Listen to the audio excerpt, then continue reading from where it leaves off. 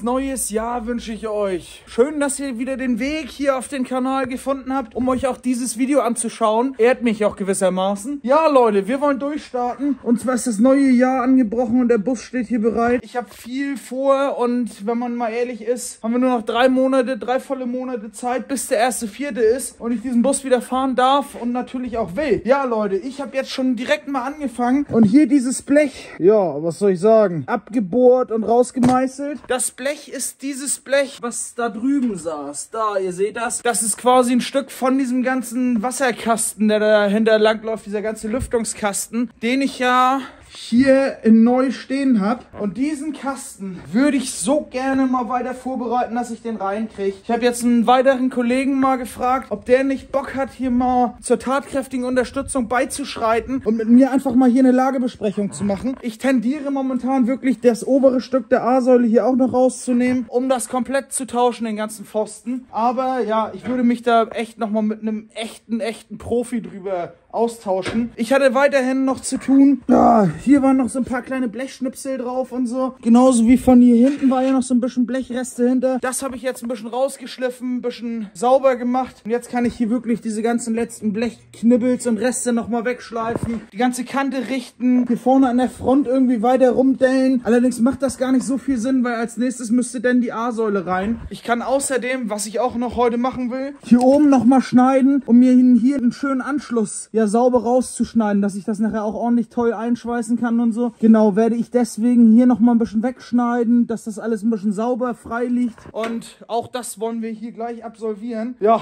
ich mache mal kurz für euch Musik an, weil ich habe hier schon ein bisschen ein paar Aufnahmen, wie ich das Blech da rausgemacht habe. Die kriegt ihr jetzt nochmal mit Musik hinterlegt und dann sehen wir uns hier gleich wieder.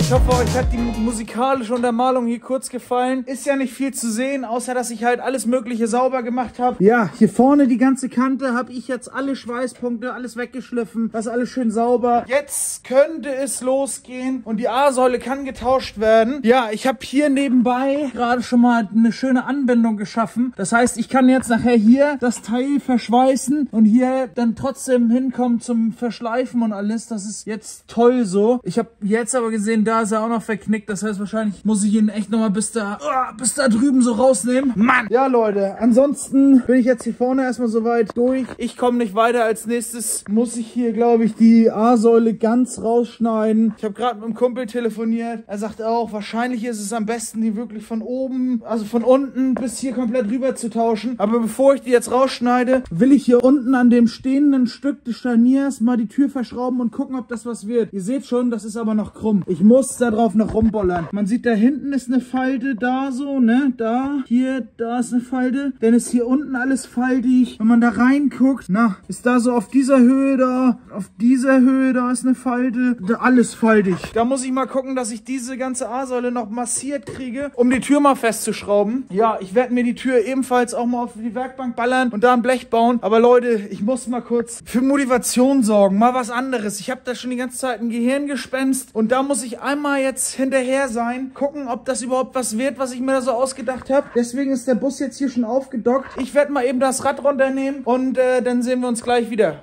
So Leute, ja, ich hatte eben das Rad runter und war drüben zur Gange. Ihr habt ja hier oben schon gesehen, ich habe da was geordert, was gekauft. Ich war kurzerhand da drüben drauf und ja, ihr seht jetzt auch als nächstes Lochkreisadapter weg. Aktuell noch kein Platz für die Narbenkappe mehr. Leider, das wird sich aber hoffentlich auch bald ändern. Ich musste nur mal kurz, ja, was haben, was ein bisschen Futter hat. Ihr könnt das vielleicht verstehen, die ganze Zeit kloppt man hier dran rum, hat nur diese Scheiße die ganze Zeit vor Augen. Da braucht man zwischendurch auch mal einmal was einen wieder ein bisschen motiviert, was man sich erträumt hat. Und dann, ich hatte alles kurz da. Ich wollte das mal einmal sehen, ob mein Plan denn überhaupt aufgeht. Und ich mache es jetzt nicht weiter spannend. Ich zeige euch die neuen Räder vom Bus. Richtig fette Pellen. Ich habe da lange überlegt, weil mit dem alten 185, 65, das sah immer so verloren aus. Da wollte ich mal was Größeres wagen. Und ich bin richtig, richtig zufrieden. Jetzt steht das hier alles da. Toll im Radkasten. Ich habe hier richtig Platz überall. Also da ist mehr Platz als vor, obwohl das mehr Reifen ist. Das Ganze ist geschuldet. Ja, weil hier ja jetzt die Kronmutter auch rausguckt. Die ganze Felge ist eine ganze Ecke weiter reingewandert. Ich finde es mega geil. Wenn man jetzt hier am Bus lang peilt, ist es richtig stimmig mit der Vorderachse. Ja, Leute, ich zeige mal nochmal von der Seite. Ja, ich krieg's nicht ganz drauf, das Auto, aber es ist so geil, Alter. Ich würde sagen,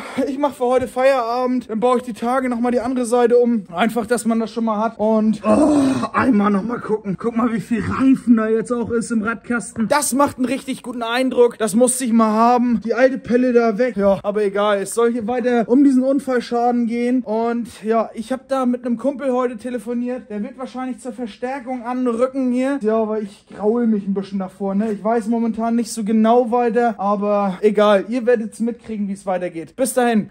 So, Leute. Nächster Tag. Es geht weiter und ich habe einen kleinen Schlachtplan. Ich will jetzt als nächstes hier dieses Teil mal trennen von diesem Teil. Das heißt, hier oben die Punkte mal abbohren, dass das Blech einzeln ist. Und genau das gleiche Spiel von innen hier nochmal. Also dieses Blech abbohren komplett, dass ich diesen ganzen Kasten mitnehmen kann und mir mal ins Auto halten kann. Das ist jetzt für heute Abend hier noch so der Plan, dass dieser ganze Wasserkasten mal, ja, vielleicht im Auto steckt. Das wäre ein klasse Ziel, finde ich. Also, ich leg los, ich gebe Gas und wir sehen uns gleich wieder.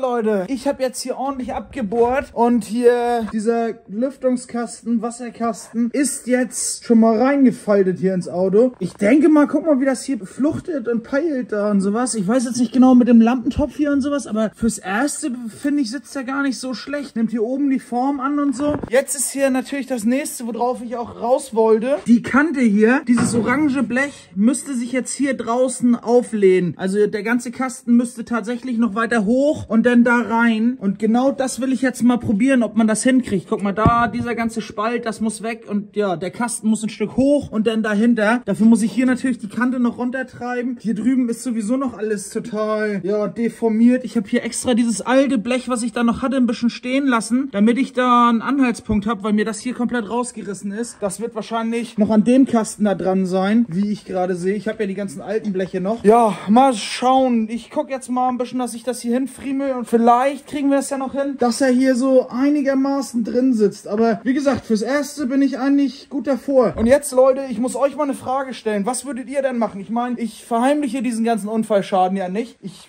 zeigt das ja alles und man darf dem Auto ja nachher auch ansehen, dass er einen Unfallschaden hat. Würdet ihr diesen ganzen Kram einfach orange lassen? Auch hier so von hinten? Oder sagt ihr, Mann, nee, Junge, Alter, lackier das bitte einmal weiß? Ich bin nämlich am Überlegen, auch die A-Säule nachher quasi orange einfach zu lassen. Es ist ja auch eine Geschichte, dass man das jetzt hier alles so umgepuzzelt hat und dass man das alles da gemacht hat, ne? Aber schreibt dazu gerne eure Meinung in die Kommentare. Ich weiß natürlich auch nicht. Vielleicht ist es auch schlauer, das einmal zu lackieren, ne? Leute, bis gleich. gleich. So Leute, guten Tag, wir sind wieder da. Es ist ein neuer Tag und ich habe beim letzten Mal mit Phil hier noch diesen Kasten ein bisschen ausgerichtet. Guck, hier hängt er jetzt richtig schön drin und so. Wir sind eigentlich ganz gut davor. Guck mal, hier liegt er jetzt überall auf mit der Kante, so dass ich hier nachher wirklich mit der Punktschweißzange überall beigehen kann und den Rand knibbeln. Hier oben ist jetzt noch ein bisschen Spalt, da ist noch irgendein Störfaktor. Hier hinter, da ist er glaube ich verbogen oder so. Da muss ich noch mal ganz in Ruhe gucken. Der ganze Kasten fliegt jetzt sowieso quasi als nächstes erstmal wieder raus. Aber hier, den wollte ich auch noch mal zeigen. Der sitzt auch echt richtig geil auf den alten Abdrücken. Ja, jetzt als nächstes schmeiße ich den Kasten gleich wieder raus oder ich lasse ihn hängen, muss ich mal gucken. Aber ich hatte einen Kumpel da, der Karosseriebauer ist, schon langjährig so. Und der schraubt auch an Luftgekühlten rum. Und mit dem habe ich mich jetzt hier mal beratschlagt, wie hier die Lage ist und so weiter und so fort. Und ich kann euch sagen, er sagte, er wird die A-Säule nicht komplett tauschen, weil sie ja hier doch eigentlich so, das sieht eigentlich alles maßhaltig aus hier. An der Seite das hier alles und so, wisst ihr? Ja, vielleicht nicht maßhaltig, aber es sieht nicht schlecht aus, so, ne? Und er meinte, er würde jetzt hier quasi auch die Außenhaut lassen, wie das hier ist. Von hinten die A-Säule wegnehmen, nochmal bis hier hoch oder so, bis da so, dass man quasi nachher die A-Säule so auf Versatz so ein bisschen einbaut, dass hier die Außenhaut bleibt und die andere hier so hintergeht und dann ist er auch komplett wieder da, so, ne? Und hier unten haben wir uns auch drüber unterhalten, diese ganze Geschichte. Ihr habt das ja gesehen mit den ganzen Falten. Da sagt er, das kriegst du nicht wieder so gerade hingekloppt, dass das alles passt und die Tür nachher auch schön schließt.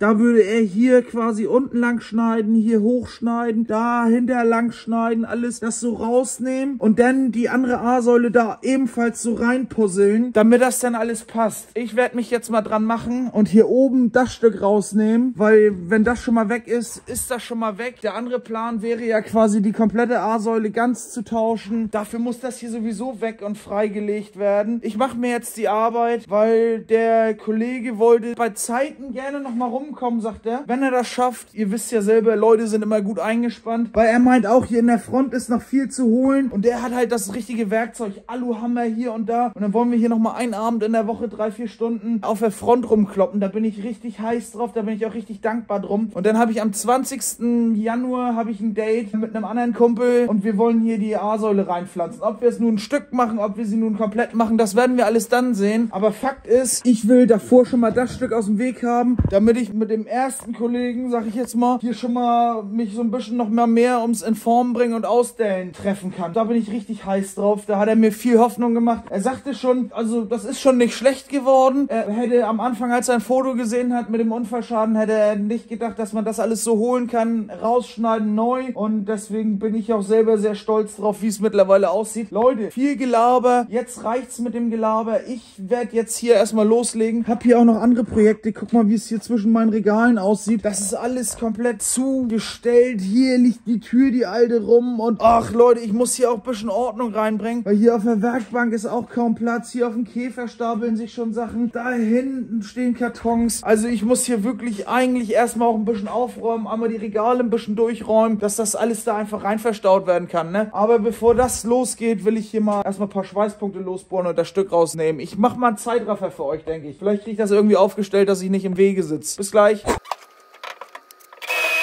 Ist doch scheiße. Ey Leute, sorry, kein Bock auf Zeitraffer. Ich will Musik hören, ey. So Leute, kein Zeitraffer, wie ihr gesehen habt. Ich wollte einfach nebenbei ein bisschen Musik hören. Aber ich habe hier schon ein bisschen was geschafft, wie ihr seht. Und zwar habe ich hier den jetzt mal aufgetrennt. Das Außenstück der A-Säule jetzt hier quasi. Da haben wir das Armaturenbrett festgeschraubt an den beiden Gewinden. Hier das schöne Kabel, was ich abgeschnitten habe für die Heckscheibenheizung. Naja, und jetzt müsste ich hier theoretisch das ja noch irgendwie abbohren oder noch weiter raustrennen. Genauso wie hier die Kante komplett frei machen, dass ich das innere Stück der A-Säule erstmal noch stehen habe, weil das will ich jetzt nicht missen, sag ich jetzt mal. Obwohl, eigentlich kann ich die bis hier irgendwo rausnehmen, komplett noch. So der Plan, dass ich das auf der Höhe, muss ich das auf jeden Fall rausnehmen, weil hier geht ja dann das Blech runter. Aber das ist jetzt hier auf jeden Fall noch sehr figelinig. Genauso wie mit der Anbindung hier, weiß ich auch noch nicht, ob ich das jetzt komplett hochklappe oder so lasse. Mal gucken. Ich schneide jetzt erstmal das hier ein bisschen weiter weg noch. Das hier noch ein bisschen weiter weg. Ja, ich werde einfach gucken. Oder ich schleife jetzt erstmal hier das Blech runter, dass ich das frei habe. Oder meißel das runter. Ich habe das ja eigentlich soweit schon ganz gut lose gebohrt. Leute,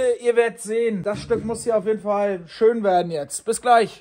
So Leute, ich habe jetzt hier die Kante noch ein bisschen schön sauber gemacht und alles. Jetzt hier unten, ich weiß noch nicht weiter. Außerdem ist meine Kopflampe leer, ich kann gerade gar nicht viel sehen. Deswegen habe ich zwischenzeitlich mir jetzt hier mal die Tür vorgenommen. Und ich will hier jetzt ein Blech für bauen, dass das Loch mal zu ist. Ich habe hier die Kante, die ich mal das letzte Mal umgekloppt habe. Habe ich jetzt hier nochmal alles ein bisschen runtergeschliffen, dass das nicht zu hoch ist. Das ging hier alles weit raus noch. Jetzt, ja, sieht das ganz fluchtig aus, finde ich. Als nächstes werde ich jetzt hier das Blech fertig machen. Schablone ist schon fertig und das einschweißen. Und wenn ich das geschafft habe, dann ist hier, glaube ich, auch Feierabend, weil, wie gesagt, hier vorne weiß ich jetzt erstmal noch nicht weiter. Ich bin trotzdem sehr zufrieden mit dem, was geschafft wurde. Auch hier unten, die will ich unbedingt abschneiden, aber da brauche ich mal ganz kleines, filigranes Werkzeug. Da komme ich hier mit dieser großen Trennscheibe hier nicht so wirklich ran. Ja, Leute, das wird dann wahrscheinlich nächste Woche weitergehen. Oder wir machen mal so einen Mix aus Käfer und Dings. Nelly hat jetzt hier schon einmal ein bisschen den Himmel toll sauber gemacht, alles. Das sieht richtig klasse aus. Die Sonnenblenden geputzt. Armaturenbrett schon mal einmal rüber gewischt und sowas. Ja, falls hier von euch noch einer welche von diesen Lüftungsteilen hat, ne? Da hätten wir Interesse dran. Genauso wie die Dinger, die da hinten drin sitzen für die Zwangsentlüftung. Weil die einfach so schäbig und spröde sind. Falls die einer noch in gut hat, das wäre richtig interessant. Egal, Leute. Ich baue jetzt das Blech ein und dann sehen wir uns gleich wieder.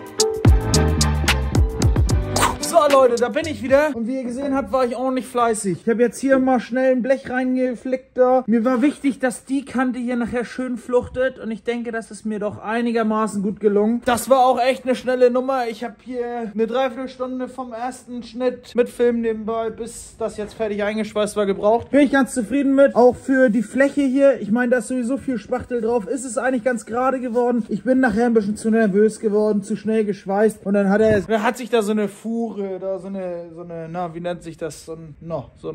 Eine Kerbe hat sich da quasi gebildet, ne? Ja, da könnte man nachher noch mal ein bisschen Spachtel rüberziehen, wenn man hier sowieso bei ist. Oder, ach, mir ist das auch egal. Guck mal hier, ganz im Ernst, was soll ich hier noch großartig machen? Die Tür ist echt nicht die beste und ich fange jetzt hier auch nicht überall an und werde die reparieren. Sie ist auch nicht die schlechteste. Mir war halt nur wichtig, vorher ging der Flicken hier meterweit raus. Das passte überhaupt gar nicht beim Kniestück rein. So hoch war der Flicken. Deswegen habe ich das ja überhaupt erst aufgemacht und hier einmal zugemacht. Ich meine, das Endergebnis ist okay. Jetzt ein bisschen Spachtel rüber und fertig wäre der Lachs. Ich halte die Tür jetzt nochmal ins Auto gleich, aber ihr seht das erst nächste Woche, wie ich jetzt hier weitermache. Ich würde sagen, wir haben unseren Soll erfüllt. Mehr kann ich jetzt hier an dieser Stelle nicht machen. Ich muss das Video auch noch fertig schneiden. Außerdem werde ich zu Hause schon erwartet. Ich muss Feierabend machen. Ich will nochmal sagen, diesen hier gab es zu Weihnachten. Es ist so ein geiles Werkzeug, also den lege ich kaum noch aus der Hand. Ich bin die ganze Zeit damit am Arbeiten. Das wäre jetzt auch das Endwort. Ich würde sagen, wir haben wieder ein bisschen was geschafft für den Bus. Ich freue mich auch extrem, dass es weitergeht. Die neuen Reifen hinten motivieren mich extrem, den Bus die ganze Zeit so stehen zu sehen. Finde ich richtig, richtig scharf. Schreibt gerne nochmal in die Kommentare, was ihr zu diesen Pellen hier haltet. Das sind jetzt echt auch von den Maßen andere Dimensionen, ne? Ja, und außerdem hier vorne ist doch auch richtig geil, wie da dieser Kasten jetzt drin prangt, oder? Sagt es auch gerne nochmal. Lasst mal einen Kommentar rein da ins Video. Hättet ihr am Anfang gedacht, dass dieser Unfallschaden sich wieder so holen lässt und das so ein tolles das Auto wieder wird. Also ich bin echt glücklich drum, dass ich das ja versucht habe mit der Front zu richten und sowas. Viele meinten gleich, schneid die Scheiße raus, mach das neu, ne? Außerdem haben wir das ja jetzt hier alles so ein bisschen freigeschnitten und gemacht und getan. Hier oben, das ist jetzt toll. Ich weiß jetzt nicht, muss ich die Kante hier aufkrempeln? Ich werde da auch meinen Kollegen fragen, vor allen Dingen mit dem doppelten Blech hier hinten. Ich weiß hier jetzt schon wieder nicht so wirklich weiter. Ich lasse das einfach mal so, wie es jetzt ist erstmal. Hier oben geht es jetzt eigentlich noch weiter und ich muss diesen ausbohren. Das wäre eigentlich toll, wenn ich das jetzt noch mal einmal mache, aber ich habe die Zeit eigentlich nicht. Hier drüben habe ich einen schönen Anschluss geschaffen. Das will ich eigentlich auch so lassen. Dann kann man hier nachher den Innenträger anschweißen. Danach nochmal ein Deckblech wieder aufsetzen und toll wird das. Ich muss jetzt auch nochmal los eine Punktschweißzange abholen. Ihr habt ja gesehen, damals hatten wir schon immer eine dabei. Die steht immer noch bei Fabi.